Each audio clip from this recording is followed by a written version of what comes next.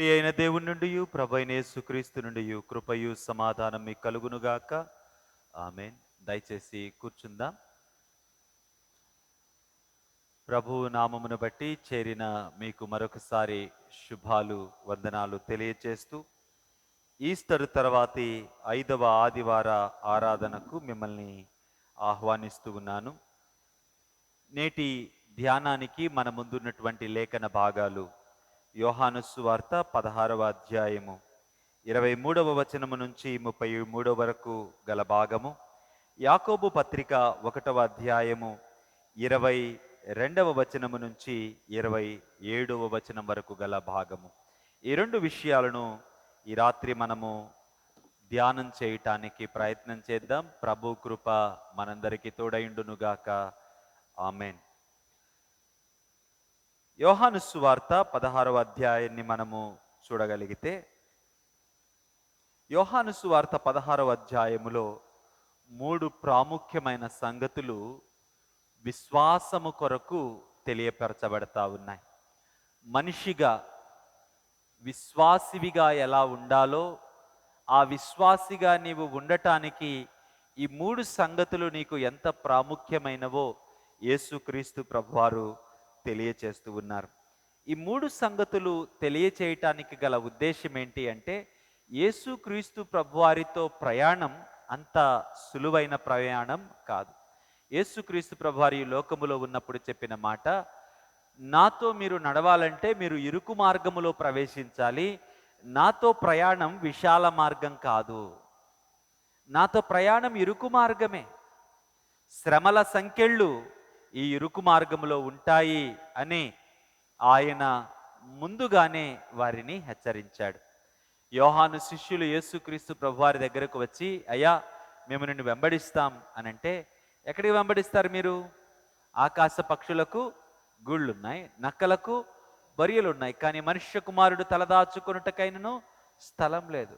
అయ్యా మేము నిన్ను వెంబడిస్తాం అని వారు అంటూ ఉంటే, ఆయన మీరు నన్ను వెంబడిస్తారు, కానీ నేను ఇంతకుముందు మీరు వెంబడించిన వారి వంటి వాడను కాను. ఇంతకుముందు మీరు వెంబడించారు ఎవరిని? నాయకులు అని భావించి కొంతమందిని మీరు వెంబడించారు, కానీ నేను అలాంటి వాడిని కాదు. వాళ్ళు మిమ్మల్ని గుంపులు గుంపులుగా పోగేసి వారి వెనక మిమ్మల్ని తిప్పుకున్నారు, మీ ద్వారా వారి అవసరాలు తీర్చుకున్నారు, మీ ద్వారా వారు ప్రయోజనాలను పొందుకున్నారు. కానీ నేను అలాంటి వ్యక్తిని కాదు. నేను మీకు సేవ చేయటానికి వచ్చాను, కాబట్టి ఇదిగో మీ పాదాలు నేను కడుగుతాను. మీకు సేవ చేయటానికి ఏ స్థాయిలో నేను వచ్చానంటే, మీ క్షేమం కొరకు, మీ కొరకు నా ప్రాణం పెట్టడానికి వచ్చాను. కాబట్టి ఇది ఈ లోకానికి అలవాటైన విధానం కాదు. మనుషులు మానవ ప్రపంచానికి అలవాటైన నాయకత్వపు ధోరణి ఒకటి, మనుషులు మానవ ప్రపంచానికి అలవాటైన ఆనందపు విధానము ఒకటి, కానీ యేసుక్రీస్తు ప్రభువారు తెలియచేసే సంగతులు వేరొకటి. కాబట్టి ఈ రెండిటికి ఎప్పుడు పొసగల, ఎప్పుడు ఆయనను ద్వేషిస్తానే వచ్చారు ఆనాటి జనులు. దైవిక సంగతులు చెబుతూ ఉంటే ఈ లోకానికి దైవిక సంగతులు అర్థం కాకపోగా, దైవిక సంగతులను ఎంతగా ఈ లోకము ద్వేషించగలదో స్వయాన యేసుక్రీస్తు ప్రభువారిని ద్వేషించిన ఆ సమాజాన్ని చూస్తే ఈరోజు మన హృదయాలలో కూడా ఆ ద్వేషం ఒక మూలన దాగే ఉంది అని మన కంటికి కనపడుతుంది. ఆనాడు యేసుక్రీస్తు ప్రభువారిని సిలువ వేయటానికి తీసుకొని వెళ్ళి ఆయనకు తీర్పు తీర్చటానికి నిందలు ఆయన మీద మోపి ఆయనకు తీర్పు తీర్చటానికి ప్రయత్నం చేసిన ప్రతిసారి ఈయన నిర్దోషి అని వారు ప్రూవ్ చేసి మరి ఆయనకు సిలువ మరణం వేశారు. నిర్దోషి అని ప్రూవ్ చేసి సిలువ మరణం వేయడం ఏంటో ఆలోచన చేయండి, ఎంత భయంకరమైన సంగతి అది. నిర్దోషి అని ఆయనను ప్రూవ్ చేసి ఆఖరికి final authority, final decision maker అయినటువంటి పిలాతు, ఈయనలో నాకు ఏ దోషం కానరావట్లా, హేరోదు మౌనంగా ఆయన్ని తిరిగి పిలాతు దగ్గరకు పంపించండి. ఏమి అర్థం కాలా వాళ్ళకు. దొంగ సాక్ష్యాలు పుట్టించారు మతాధికారులు. ఆఖరికి గుడ్డలు జిప్పుకొని ఈయన తప్పు చేశాడు, ఇంతకంటే మనకి ఇంకేం కావాలి అని ఒక డ్రామా క్రియేట్ చేశారే కానీ వాళ్ళు యేసుక్రీస్తు యొక్క దోషాన్ని ప్రూవ్ చేయలేకపోయారు. ఆఖరికి అక్కడ ఉన్నవారు ఎవరైనా ఒకరన్నా ఆయన వైపు సరి అయిన రీతిలో స్పందిస్తారా అంటే, ఈ నిర్దోషి యొక్క రక్తాన్ని నేను ఎందుకు చిందించాలి, ఈయన్ని నేను వదిలేస్తాను, ఇదిగో దొంగలను ఒకళ్ళను వదిలేయటం ఆనవాయితీ కదా, ఈయన వదిలేస్తాను, ఈయనకు బదులు వేరొకరికి శిక్ష వేస్తాను, మీకు సమ్మతమేనా అంటే, ఒకవేళ ఈయన నిర్దోషి అని నువ్వు అనుకుంటే ఓ పిలాతు, ఈ నిర్దోషి యొక్క రక్తాపరాధము మా మీదనో మా పిల్లల మీదనో ఉండునుగాక, నువ్వు మాత్రం నీ పన్ను చెయ్యి. That was the heights of arrogance and hate that they showed towards Jesus. ఒక ఆల్టర్నేటివ్ కల్చర్ని ఈ ప్రపంచానికి చూపించిన వ్యక్తిని ఎంతగా ఈ ప్రపంచం ద్వేషించిందో యేసుక్రీస్తు ప్రభు వారి యొక్క శిలువ మరణము తెలియచేస్తుంది. ఒకవైపు ఇది మానవ కోణంలో జరుగుతూ ఉంటే, దైవ కోణములో వీటన్నిటిలో నుంచి, మానవ పాపములో నుంచి దేవుని నీతిని ఎలా నెరవేర్చాలో చేయగలిగిన సర్వసమర్థుడు ఆయన కాబట్టి, ఆ శిలువ మరణాన్ని ఏదైతే అవమానంగా ఈ లోకం భావించిందో ఆ శిలువ మరణాన్ని రక్షణ కేంద్రంగా మార్చాడు దేవుడు. ఏ మరణమైతే ఇక ముగింపు, దీని తర్వాత జీవం లేదని ఆ సమాధి ఒక పెద్ద కేక వేసిందో, ఆ సమాధిని దాటి యేసుక్రీస్తు ప్రభు వారు తిరిగి లేచి, ఇదిగో నాయందు మరణము తర్వాత కూడా నూతనత్వం ఉంది, తిరిగి లేస్తావు నీవు అని మరణాన్ని ఒక నూతన కోణములో నిర్వచించిన వ్యక్తి రక్షకుడైన యేసుక్రీస్తు ప్రభు. యేసుక్రీస్తు ప్రభు వారి యొక్క జీవిత ప్రారంభము మొదలు పునరుద్ధానము, ఆయన తిరిగి ప్రభు వద్దకు ఎత్తబడిన సమయం వరకు జరిగిన ప్రతి సందర్భాన్ని మీరు ఆలోచించగలిగితే, ఈ ప్రపంచానికి ఒక నూతన కోణాన్ని ఆయన జీవితం ఆవిష్కరిస్తూనే వచ్చింది. ఈ ప్రపంచము, ఈ లోకధర్మము ఆ నూతన కోణాన్ని ప్రక్కకు పెడుతూ, ద్వేషిస్తూ, ఆయనను వ్యతిరేకిస్తూనే వచ్చాయి. కాబట్టి ఆయన శిష్యులకు ఒక హెచ్చరికగా, ఆయన శిష్యులకు ఒక వార్నింగ్గా ఈ 16వ అధ్యాయంలో సంగతులు ఆయన తెలియజేశాడు. అయ్యా, నన్ను వెంబడిస్తున్నారు, బాగానే ఉంది, ఇదిగో మీరు నన్ను వెంబడిస్తూ ఉన్నందుకు, యేసుక్రీస్తు వారి కొండ మీద ప్రసంగం ఏంటి, నా నిమిత్తము జనులు మిమ్మల్ని నిందిస్తారు, దూషిస్తారు, హింసిస్తారు, కేవలము నా నిమిత్తము. ఏమైంది, ఎందుకు? ఈరోజు సమాజంలో కూడా ఇది చాలా స్పష్టంగా కనపడుతూ ఉంటుంది. ఎవడైనా సరే దౌర్జన్యంగా బ్రతుకుతూ ఉంటే వాడి వెనకాల 100 మంది చేరిపోతారు. అదే ఎవడైనా ఒకడు మంచిగా, నీతిగా, న్యాయంగా బ్రతుకుతూ ఉంటే వాడి చుట్టూ చేరి అవహేళన చేస్తారు. వాడిని అంటారు చేతకానివాడు, చేతకానివాడు. ఇది ప్రపంచ ధోరణి. యేసుక్రీస్తు ప్రభువారు అందుకే వారు అభ్యంతర పడకూడదని ముందుగానే ఒక హెచ్చరికలో వారికి అవసరమైన సంగతులు అన్నిటినీ ప్యాక్ చేసి ఒక మంచి గిఫ్ట్ని వాళ్ళ ముందు పెడతా ఉన్నాడు. ఆ గిఫ్ట్ని వాళ్ళు ఓపెన్ చేస్తే భయపడేంత భయంకరమైన సంగతులు ఉన్నాయి. ఆ భయాన్ని దాటే ధైర్యం ఉంది. ఆ ధైర్యములో నుంచి పొందుకునే జయం కూడా. ఇంత మిక్స్డ్ థింగ్స్ని యేసుక్రీస్తు ప్రభువారు ఈ 16వ అధ్యాయంలో వారి ముందుకు తీసుకుని వచ్చారు. యేసుక్రీస్తు ప్రభువారు అంటారు, అయ్యా, నన్ను మీరు వెంబడిస్తూ ఉన్నారు, కేవలము మీరు నన్ను వెంబడిస్తూ ఉన్నందుకు ఈ లోకము మీ దగ్గరకు వచ్చి మిమ్మల్ని వెలివేస్తుంది, మిమ్మల్ని అవమానిస్తుంది. ఎలాగా? ఒక ఆయన అన్నాడు, 3 మేకులు పీక్కోలేనోడు అని. ఈరోజు సమాజము పదే పదే ఒక మాట అంటూ ఉంటుంది,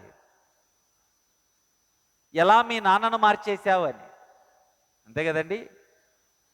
ఈరోజు సమాజం నీకు పెట్టే ఒక పేరేంటి అంటే, ఎలాగ నువ్వు మీ నాన్నను మార్చావు. ఎప్పుడైనా ఎవడన్నా నాన్నను మారుస్తాడా? అమ్మను మారుస్తాడా? ఎలా మార్చేశావు? కేవలం అమ్మను మార్చడం ఏంటి, నాన్నను మార్చడం ఏంటి? బైబిల్ ఏం చెప్పింది? వ్యభిచరించమని చెప్పిందా?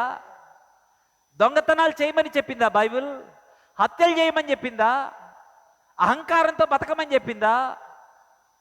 ఎగ్జాక్ట్గా లోకధర్మానికి విరుద్ధంగా ద హైయెస్ట్ మొరాలిటీ ఈ ప్రపంచము చెప్పగలిగిన అత్యున్నతమైన నైతికతను బైబిల్ బోధిస్తూ ఉంటే, ఈ బైబిల్ని ద్వేషించే ఒక సంస్కృతి సమాజంలో ఎంత బలీయంగా నాటుకుందో చూడండి. కాబట్టి యేసుక్రీస్తు ప్రభు అన్నారు, అయ్యా వస్తారు రేపొద్దున, కేవలము నా పేరు పెట్టుకున్నారు కాబట్టి, నన్ను విశ్వసిస్తున్నారు కాబట్టి, క్రైస్తవులు అనబడుతున్నారు కాబట్టి మీకు ఇళ్ళు అద్దెకివ్వరు. నా పేరు పెట్టుకున్నారు కాబట్టి, క్రైస్తవులు అనబడుతూ ఉన్నారు కాబట్టి రేపొద్దున మీకు సమాజములో అవమానమే ఉంటుంది.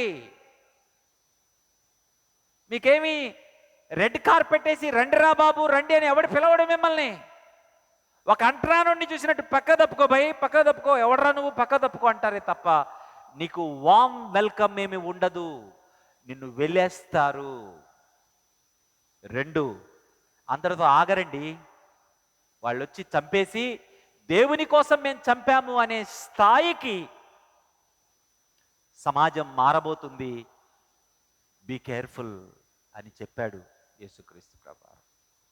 అని చెప్పి అక్కడ ఒక మాటను యేసుక్రీస్తు ప్రభువారు ఉపయోగించారు. ఏంటి అంటే, అయ్యా వీళ్ళందరూ ఇలా ఎందుకుంటారు అంటే, దేవుడెవరో వీరికి తెలియదు కనుక.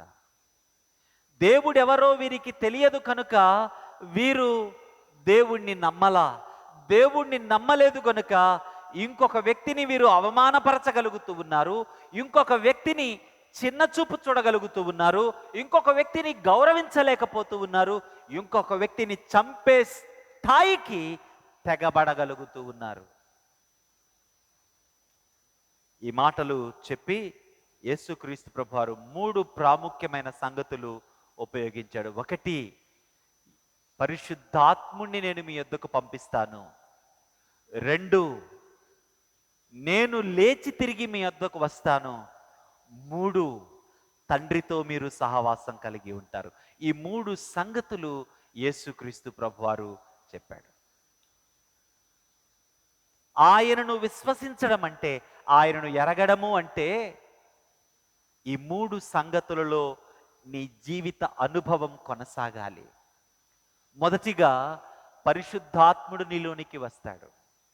పరిశుద్ధాత్ముడు నీలోనికి వచ్చినప్పుడు నీవు సత్యమేంటో తెలుసుకుంటావు. సత్యమేంటి? పాపమును గురించిన సత్యము, నీతిని గురించిన సత్యము, తీర్పును గురించిన సత్యము నీకు అర్థమవుతుంది. యేసు క్రీస్తు జీవితానికి భిన్నంగా ఉన్న యావత్తు పాపము అని అర్థమవుతుంది. అంటే యేసు క్రీస్తును నమ్మకపోవడమే పాపము అన్న సంగతి అర్థమవుతుంది. యేసు క్రీస్తును తృణీకరించడమే పాపము అన్న సంగతి అర్థమవుతుంది. యేసు క్రీస్తు జీవితమే నీతి, ఈ జీవితాన్ని అనుసరించడమే నీతి, ఈ జీవితాన్ని నేను అనుసరించినప్పుడు తీర్పు నుంచి తప్పించబడతాను. యేసుక్రీస్తును నమ్మడం పాపము నుంచి బయటపడడం, యేసుక్రీస్తును వెంబడించడం నీతిగా మారడం, ఫలితంగా తీర్పు నుంచి తప్పించబడతాను. అంటే యేసుక్రీస్తును విశ్వసించిన నా జీవితంలో భయంకరమైన శ్రమలు రాబోతూ ఉన్నాయి. ఎలాంటి శ్రమలు రాబోతూ ఉన్నాయి? ఒక పోలికను యేసుక్రీస్తు ప్రభువారు చెప్పారు 21వ వచనములో. ప్రసవ వేదన వంటి శ్రమలు, ప్రసవ వేదన వంటి శ్రమలు రాబోతున్నాయి. అయితే మీరు దుఃఖపడొద్దు, మీకు శ్రమలు కలుగుతాయి. నన్ను అసహించుకుంటారు, నా పేరు మీద మీకు శ్రమలు, ఇబ్బందులు, అవమానాలు కలిగిస్తారు. అయినను మీరు దుఃఖపడవద్దు, కారణం నేను తిరిగి మీ దగ్గరకు వస్తాను. అంటే ఆయన మరణము దాటి జీవితాన్ని చూపించాడు. మానవ జీవితము అప్పటి వరకు మరణముతో ముగిసిపోతూ ఉంది. మరణము తర్వాత సంగతులు అనేక రకాలుగా అనేక సంస్కృతుల్లో చెప్పబడ్డాయి. కానీ ఎవడు ఏ రోజు మరణాన్ని దాటి తిరిగి వచ్చి, రేయ్ నేను మరణాన్ని గెలిచొచ్చాను రా, మరణించి 3 రోజులు పాతి పెట్టబడి లేచొచ్చాను అని చెప్పిన వాడు ఒక్కడు ఈ లోకంలో లేడు. ఆయన చెప్పిన మాట, ఇదిగో నన్ను విశ్వసించడము పాపరాహిత్యము, నన్ను వెంబడించడము నీతిమంతుడుగా తీర్చబడము, ఆ నీతిమంతుడుగా తీర్చబడ్డ జీవితము తీర్పు నుంచి తప్పించబడుతుంది. ఈ క్రమములో ప్రసవ వేదన వంటి శ్రమలు నీకు కలుగుతాయి. ఈ శ్రమలలో నీకు తోడయుండేది మరణము తర్వాత నేను చేసిన కార్యము ఏంటి? పునరుద్ధానము. నేను మరణాన్ని జయించి తిరిగి లేచాను. ఈ మరణాన్ని జయించి తిరిగి లేచిన ఈ శక్తి నేను మీకు అనుగ్రహిస్తూ ఉన్నా. ఏ శక్తితో అయితే మరణించిన నన్ను దేవుడు తిరిగి లేపాడో అదే శక్తిని నేను మీకు అనుగ్రహిస్తున్నాను. ఎఫెస్సి పత్రిక 1వ అధ్యాయము 14వ వచనం నుంచి ఆఖరి వచనం వరకు మీరు చదివితే ఈ సంగతులు మీకు అర్థమవుతాయి. ఏ శక్తితో దేవుడు యేసును సమాధిలో నుంచి తిరిగి లేపాడో అదే శక్తితో నీకు తోడై ఉంటున్నాడు. ఎక్కడా? ప్రసవ వేదన వంటి శ్రమలలో. ఈ క్రమములో ఏం జరుగుతూ ఉంది నీ జీవితంలో? ప్రసవ వేదన వంటి శ్రమలు ఆయనను వెంబడిస్తూ ఉండగా కలుగుతూ ఉన్నప్పుడు నీలో ఉన్న పరిశుద్ధాత్ముడు నిన్ను సర్వసత్యములోనికి నడిపిస్తూ ఉన్నాడు. సర్వసత్యములోనికి నడిపించుట ద్వారా నువ్వేం చేస్తూ ఉన్నావు? తండ్రితో సహవాసములోనికి వెళుతున్నావు. ఇది దేవుని యొక్క ఆశ. దేవుని యొక్క ఈ ఆశను నెరవేర్చుకోవటానికి దేవుడు ఎంత ప్రణాళిక చేశాడో చూడండి. దేవుడు ఆదామును హవ్వను సృష్టించి వారిరువురు తనతో సంబంధము కలిగి ఉండులాగున ఆ సహవాసాన్ని ఏర్పాటు చేసుకున్నాడు. అయితే వారిరువురిలో ఏ పురుగు ఎలా మొదలైందో మనకు స్పష్టంగా తెలియదు, కానీ ఒక దురాశ వారిలో బయలుదేరింది. దేవుడు వారి జీవితములో ఇచ్చిన దైవ పోలికను విస్మరించి దేవుని స్థానాన్ని కోరుకునే దురాశ, దేవుడిగా మారిపోవాలి అనే ఒక దురాశ వారిలో ప్రారంభమై వారు దేవుని నుంచి వేరు చేయబడ్డారు. అయినా దేవుడు వదిలిపెట్టలా. అందుకే 25వ వచనము నుంచి 28వ వచనం వరకు చూస్తే తండ్రి మిమ్మలను ప్రేమించుచూ ఉన్నాడు.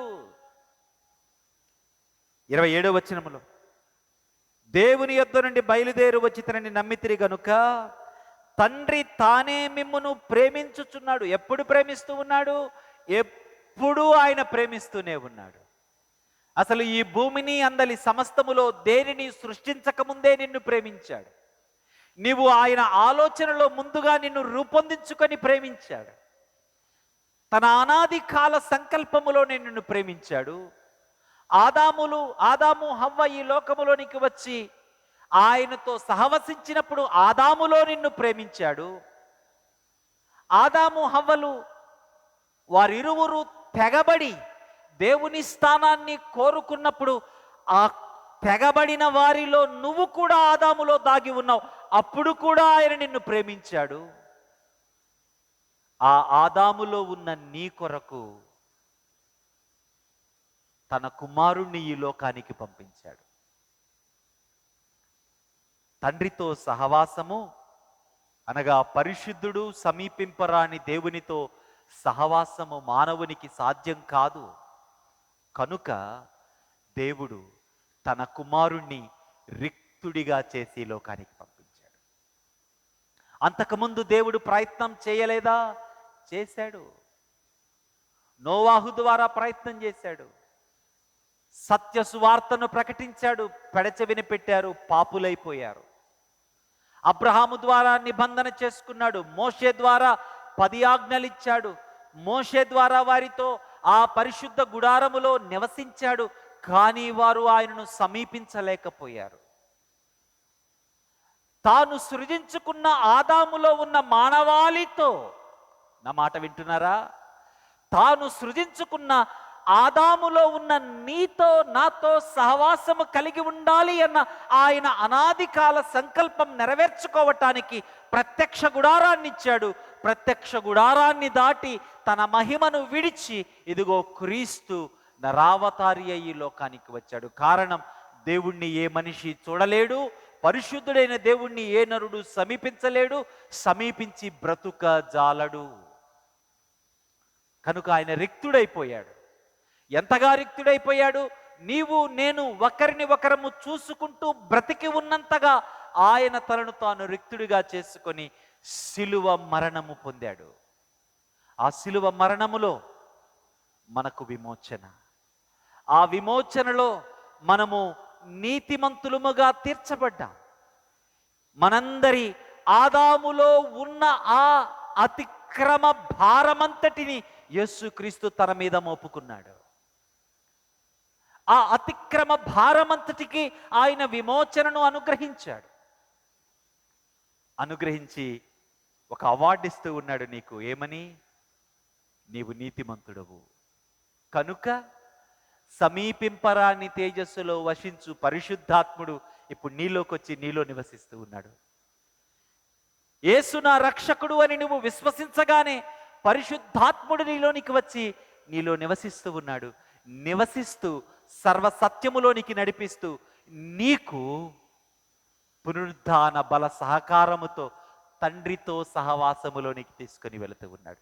దేవుని యొక్క ఆ అనాది కాల ఆలోచన, ఆయనతో నీవు నేను సహవాసము కలిగి ఉండాలి అన్న ఆ ఆలోచనను ఆయన నెరవేర్చుకుంటున్నాడు. అందుకే ఈరోజు భాగములో యేసు ప్రభువారు అంటున్నారు, ఇక మీరు నన్ను ఏమీ అడగరు.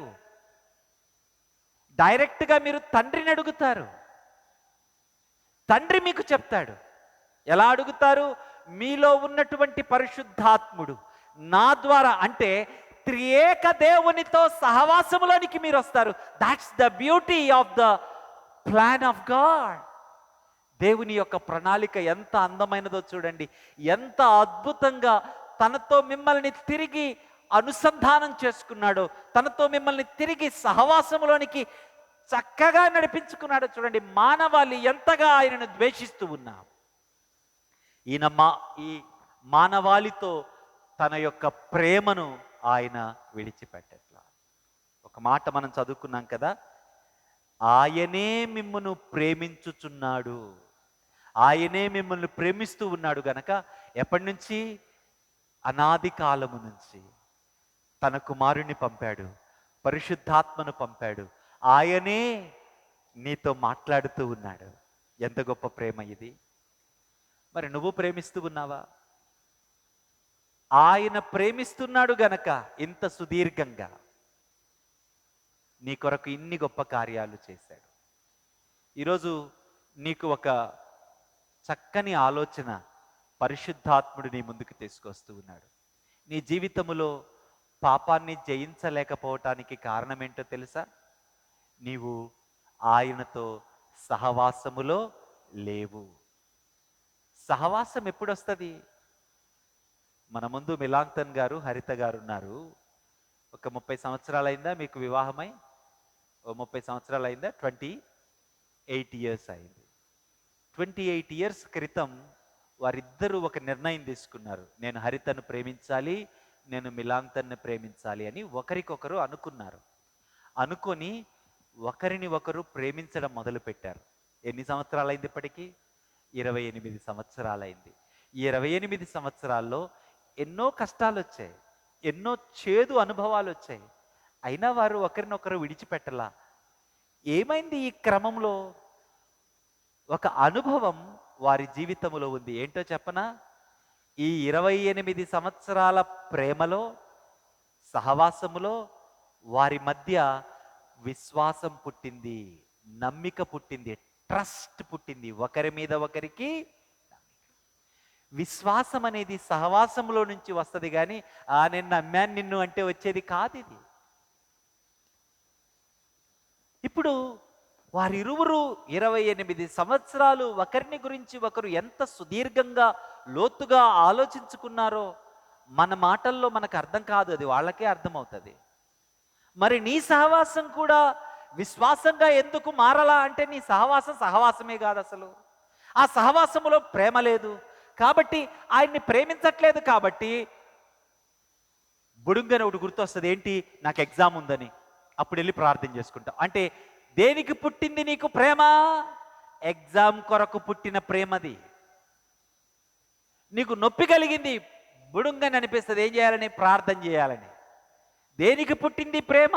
ఆ నొప్పి పోవాలి కాబట్టి ఈ ప్రేమ పుట్టింది. అంటే సిచ్యువేషనల్ లవ్. కాబట్టి సందర్భంలో నువ్వు ప్రేమిస్తున్నావు కాబట్టి అంతవరకే విశ్వాసం నీలో ఉంటుంది. అది దాటాక పాపము దగ్గర దేవుణ్ణి నువ్వు ప్రేమించట్లా, కాబట్టి విశ్వాసము లేదు. కాబట్టి విశ్వాసము నిన్ను గెలుస్తూ ఉంది, విస్ ఆ, పాపము నిన్ను గెలుస్తూ ఉంది, నువ్వు ఓడిపోతూ ఉన్నావు. ఒక అమ్మాయి ఒక అబ్బాయి ఒకళ్ళనొకళ్ళు ప్రేమించుకుంటే ఎట్లా ఉంటుంది? పిచ్చి పిచ్చి మాటలన్నీ మాట్లాడుకుంటూ ఉంటారు, కానీ వాళ్ళు మాట్లాడుకోవడం ఆపరు.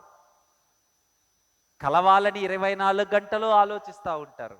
ఎప్పుడు చూసుకోవాలా అని ఎదురు చూస్తూ ఉంటారు, ఎప్పుడు మాట్లాడుకోవాలా అని ఎదురు చూస్తూ ఉంటారు. ఎంత మాట్లాడుకున్నా తనవి తీరదు. ఎంత ఆలోచిస్తున్నావు? నీకంత నిజంగా ప్రేమ ఉంటే, ఎవరి మీద నీకు ప్రేమ ఉందో ఆయన గురించి ఎంతసేపు ఆలోచిస్తూ ఉన్నావు? ఈ సందర్భోచితమైన ఆలోచన తప్ప. అంటే బయటికి వెళ్ళేటప్పుడు, ఆ ప్రభువా నేను వెళ్తున్నాను, క్షేమంగా మళ్ళీ ఇంటికి తీసుకురా అని ఒక ఆర్డర్ వేసి వెళ్ళిపోతావు కదా. పరీక్షకి వెళ్తున్నాను, నాకు కొద్దిగా అక్కడ స్లిప్పులు అందించు అంటే బుర్రలో స్లిప్పులు అందించు అని చెప్పి ఒక ఆర్డర్ వేసి వెళ్ళిపోతావు కదా. ఎందుకు వస్తావు నువ్వు?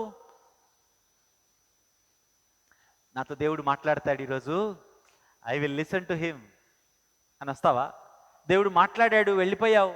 దేవుడు ఏం మాట్లాడాడో ఆలోచిస్తావా? అది నీ జీవితానికి ఎలా ఉపయోగపడుతుందో, ఆయనతో సహవాసంలో మీ లవ్ని ఎలా అది స్ట్రాంగ్ చేస్తుందో ఎప్పుడన్నా ఆలోచించారా?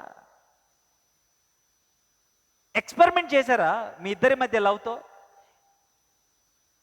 మీ ఇద్దరు వ్యక్తుల మధ్య ప్రేమ ఉంటే ఆ బర్త్డేకి ఏదో క్రియేటివ్గా ఏదో చేయటానికి ఎన్ని ప్రయత్నాలు చేస్తావు? ఆ మ్యారేజ్ డేకి క్రియేటివ్గా ఏదో చేయటానికి ఎన్ని ప్రయత్నాలు చేస్తారు? ఏం చేసావు నువ్వు అలాంటి క్రియేటివ్ థాట్స్? నిజంగా నీకు లవ్ ఉంటే, నీ లవ్ ఒక అబద్ధం, నాటకం అది. కాబట్టి నీ విశ్వాసం నీకు ఉపయోగపడట్లా. అందుకే యాకోబు భక్తుడు అంటాడు, వారు భక్తి చేయుదురు గాని భక్తిలోని శక్తిని ఆశ్రయించరు. భక్తిలోని శక్తిని ఆశ్రయించరు. పేరుకు భక్తి ఉంది, కానీ ఆ భక్తిలో ఏం లేదు. కారణం ఏంటి అంటే నీలో నిజంగా ప్రేమ లేదు. కాబట్టి యేసుక్రీస్తు ప్రభువారు, అయ్యా ప్రేమ ద్వారా సహవాసం వస్తుంది, సహవాసములో నుంచి విశ్వాసం పుడుతుంది. ఈ విశ్వాసములో పరిశుద్ధాత్మ అనే వరము నీకు అనుగ్రహించబడుతుంది. ఈ పరిశుద్ధాత్ముడు సత్యములోనికి నిన్ను తీసుకొని వెళ్ళి పునరుద్ధాన శక్తితో నిన్ను నింపి ఈ పురిటి నొప్పుల వంటి శ్రమల గుండా నా దగ్గరకు నిన్ను తీసుకొని వస్తాడు. అప్పుడు నీవు ఈ లోకాన్ని ఎలాగ యేసుక్రీస్తు జయించాడో నీవు కూడా అలాగా జయిస్తావు. చూడండి 33వ వచనం ఏమంటాడు?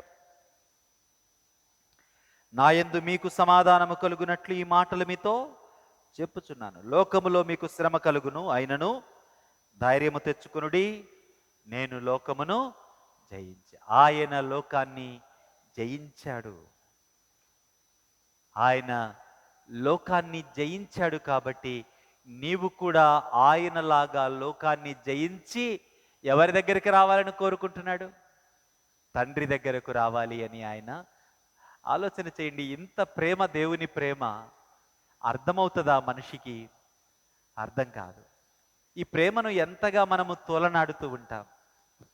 అందుకే యాకోబు భక్తుడు అంటాడు 22వ వచనములో, మీరు వినువారు మాత్రమయ్యుండి, 1వ అధ్యాయం 22వ వచనం, మీరు వినువారు మాత్రమయ్యుండి మీరు మోసపుచ్చుకోవద్దు, వాక్యము ప్రకారము ప్రవర్తించువారై ఉండండి. వింటున్నారు కానీ ప్రవర్తనలో లేదు. ఎందుకు లేదు ప్రవర్తనలో? అసలు మీలో ప్రేమే లేదు కదా. ప్రేమే లేనప్పుడు విశ్వాసం ఎక్కడుంది? విశ్వాసమే లేనప్పుడు ప్రవర్తన ఎక్కడి నుంచి వస్తుంది? మొదల్లోనే ప్రాబ్లం ఉంది. అదే మాట్లాడుతూ ఉన్నాడు యాకోబు భక్తుడు.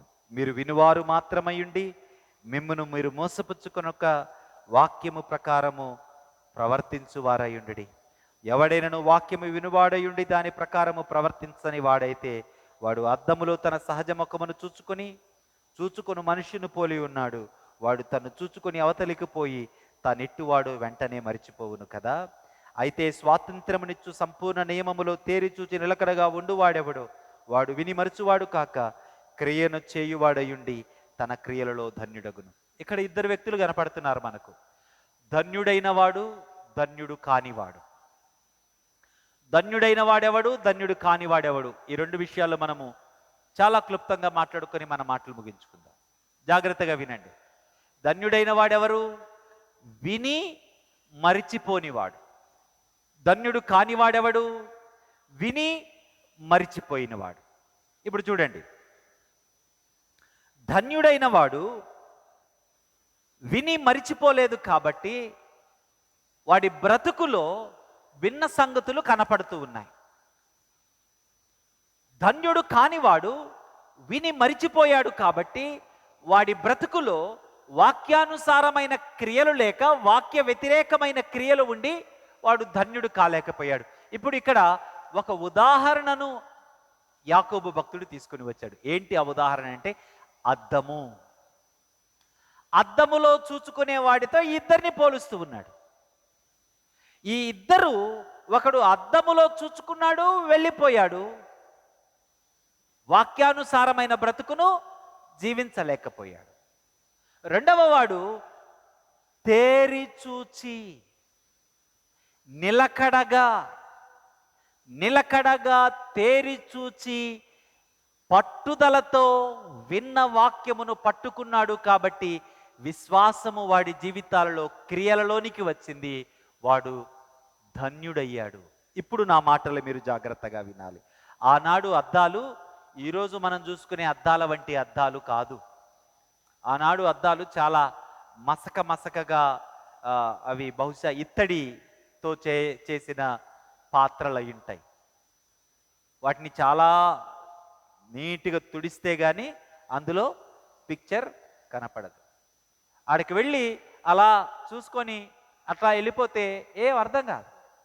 ఆ అద్దంలో స్పష్టంగా నీ సంగతులు తేలేదంటే నువ్వు అక్కడికి వెళ్ళాలి, నుంచోవాలి, కళ్ళు తెరవాలి, స్పష్టంగా కొంతసేపు ఆగి నువ్వు అక్కడ చూడాలి. అలా చూస్తేనే నీలో ఉన్న సమస్య ఏంటో అర్థమవుతుంది. అప్పుడు నువ్వు రైట్ మేకప్ చేసుకోగలుగుతావు. ఆ ఉదాహరణను యాకోబు భక్తుడు తీసుకుని వచ్చి మాట్లాడుతూ, ఇదిగో ఈ వాక్యాన్ని విని వెళ్ళిపోయేవాడు అంటే అసలు వాడిలో ప్రేమ లేదు. ఎందుకు విన్నాడు వాడు? ఈ సమాజంలో వచ్చి చర్చిలో కూర్చోకపోతే వాడికి రేపొద్దున ఒక నలుగురు వెళ్ళి ఎందుకయ్యా రావట్లేదు అంటారు. లేకుంటే రెగ్యులర్గా ఈ చర్చికి రాకపోతే నీకు కొన్ని పొజిషన్స్ మిస్ అయిపోతాయి. లేకపోతే రెగ్యులర్గా చర్చికి రాకపోతే మా అమ్మ నాన్నలు తరతరాలుగా విశ్వసిస్తున్నారు కాబట్టి నేను కూడా వెళ్ళాలి. ఆ చర్చికి వెళితే నాకు ఫ్రెండ్స్ ఉంటారు కాబట్టి నేను అక్కడికి వెళతాను. ఎన్నో కారణాలను బట్టి వస్తావు. నీ ఆశీర్వాదాల కొరకు వస్తావు, నీ దీవెనల కొరకు వస్తావు, దేని కొరకో వస్తావు. కానీ ప్రేమతో రాలా. ప్రేమతో రావడం అంటే ఇందాక నేను చెప్పిన ఉదాహరణ, కొత్తగా వివాహమైన ఆ పెండ్లి కుమారుడు తన భార్యను చూడటానికి ఎంత ఆవురావురుమని పరిగెట్టుకుంటూ వెళతాడో, ఆమెతో సమయాన్ని గడపటానికి ఎంతగా అన్నిటినీ పక్కన పెడతాడో, అది నిజమైన ప్రేమ. ఆ ప్రేమలో 10% కూడా మీలో కించిత్ కూడా లేనప్పుడు మీలో విశ్వాసం ఉంది అని మీరు ఎలా అనుకుంటారు? కాబట్టి అలా వచ్చి ఇలా వెళ్ళిపోతారు. అద్దం దగ్గరికి అలా వచ్చి అలా వెళ్ళిపోతారు. అద్దం యొక్క ఫలితం మీ జీవితంలో కానరాదు. కానీ కొంతమంది ఉంటారు, వాళ్ళకి ట్రూ లవ్ పుట్టింటది ఆయన మీద. ఆయన తప్ప ఇంకా వేరే జీవితం వారికి కానరాదు. కాబట్టి ఆయనను ప్రేమతో చూస్తూ ఆయన ప్రేమలో తమ జీవితాన్ని వారు భద్రపరచుకుంటూ ఆయనని చూడటానికి, ఆయన్ని చూడడం అంటే ఆయన మాటలు వినటం, విన్న ఆ మాటల చేత హృదయము పదే మననం చేయబడడం, ధ్యానం చేయబడడం. అందుకే మొదటి సంకీర్తన ఏంటంట? పాపుల మార్గమున నిలువక అపహాసకులు కూర్చుండు చోటన కూర్చుండక, దుష్టుల ఆలోచన చొప్పున నడువక, యెహోవా ధర్మశాస్త్రమునందు ఆనందించుచు దీవారాత్రము దానిని ధ్యానించువాడు, వాడు అద్దము దగ్గర నిలబడి నిలకడగా చూసేవాడు, తేరి చూసేవాడు. వాడు నిలకడగా తేరి చూశాడు కాబట్టి వాడికి స్వాతంత్ర్యం వచ్చింది. స్వాతంత్ర్యం వచ్చింది కాబట్టి తేరి చూచిన సంగతులను బట్టి క్రియారూపకమైనటువంటి ధన్యతలోనికి వాడు ప్రవేశించాడు. అటువంటి వాడు సమస్త కల్మషాన్ని, దుష్టత్వాన్ని తన జీవితములో నుంచి తీసివేసుకునే సమర్థతతో ఉంటాడు. ప్రియమైనటువంటి దేవుని సంగమా, మిమ్మల్ని మీరు మోసపుచ్చుకోవద్దు. భక్తి గలవారము అని మిమ్మల్ని మీరు మోసపుచ్చుకోవద్దు. మీరు భక్తి గలవారో లేదో మీకే అర్థమవుతుంది. వేరెవరో వచ్చి నీకు చెప్పక్కర్లా. ఆయన మీద నీకెంత ప్రేమ ఉందో నువ్వు ఆలోచించుకో. ఎంత ప్రేమ ఉందో దేన్ని బట్టి తెలుస్తుంది? చిన్నపిల్లల్ని అడిగితే ఎంత ఇష్టం నేనంటే ఇంత ఇష్టం అంటాడు.